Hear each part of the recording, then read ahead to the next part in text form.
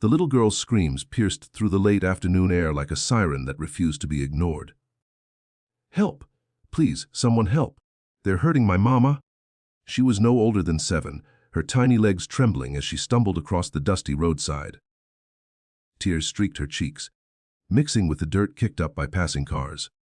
Her voice cracked, but she didn't stop. Not even when most people driving by slowed down only long enough to stare. Before speeding off, pretending they hadn't seen her, it was on a quiet stretch outside a small Nevada town when the sound of roaring engines broke the silence.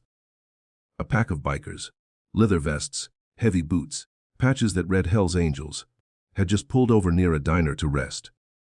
To anyone else, they looked like trouble. Big, tattooed men with weathered faces, all shades of menace and mystery.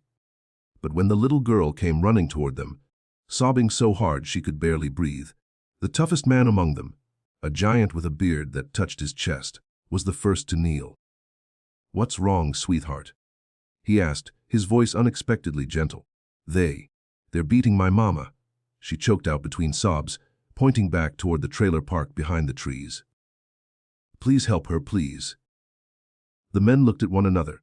There was no hesitation. Not one. Within seconds, their engines roared to life again. 12 bikes, thunder rolling across the highway. The little girl climbed onto the back of the bearded biker's Harley, her small hands clutching the sides of his leather vest as he told her, "Hang on, kiddo. We got you." They sped off, gravel flying. The air thickened with urgency and adrenaline. When they reached the edge of the trailer park, they heard the shouting before they saw the scene. A man's voice, loud and slurred, barking curses. Then a crash. Then a woman's muffled cry. The leader, nicknamed Bear, didn't wait for anyone else. He killed the engine, dropped the bike, and sprinted toward the noise. Behind him, the others followed, boots pounding the ground. In the yard outside a faded blue trailer, a man stood over a woman with his hand raised. She was bleeding from her lip, shielding her face, her body trembling. "HUI." Bear's voice exploded across the air like a clap of thunder. The man froze, then turned, only to find a wall of leather and steel closing in on him. The bikers surrounded the trailer, silent, their eyes burning with fury. "What's it to you?" The man spat, trying to sound tough. "She's my wife. None of your damn business." Bear took one step closer. "You laid a hand on her," he said, his tone low, deadly calm. "That makes it our business." The man's face twisted, but before he could move, Bear's hand shot out and grabbed him by the collar. He didn't hit him. Didn't need to. The way he looked at him said enough. "You're done," Bear said, pushing him back just enough to make the point. "You touch her again, and we'll come back. Understand?"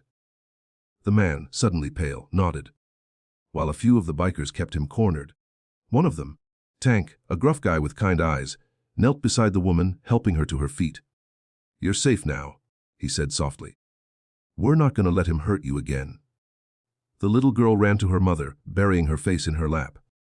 The woman, through tears, held her tight. "You came back," she whispered to her daughter. "She brought us," Bear said, giving a faint smile. "You raised a brave one."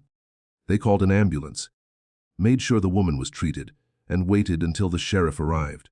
The officers, half stunned to see Hell's Angels waiting quietly beside the trailer, didn't quite know what to make of it.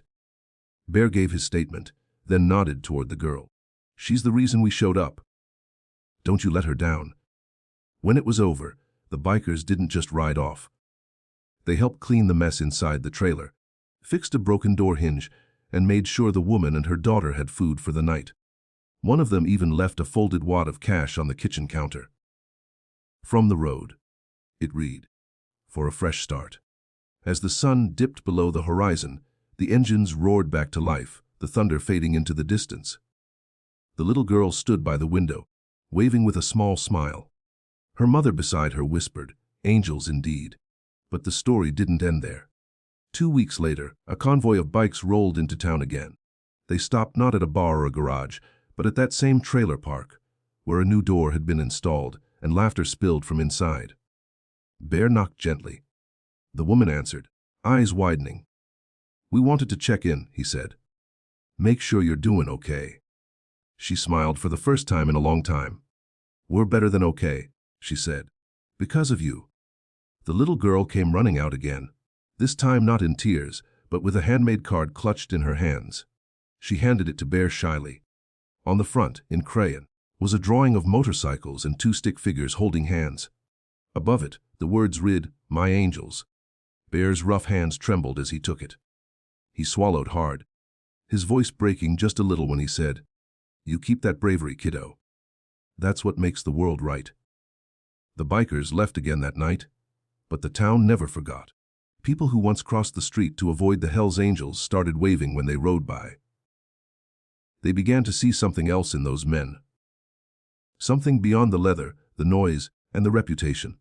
A few months later, a diner owner pinned a framed photo on his wall, the little girl between two bikers, all three smiling.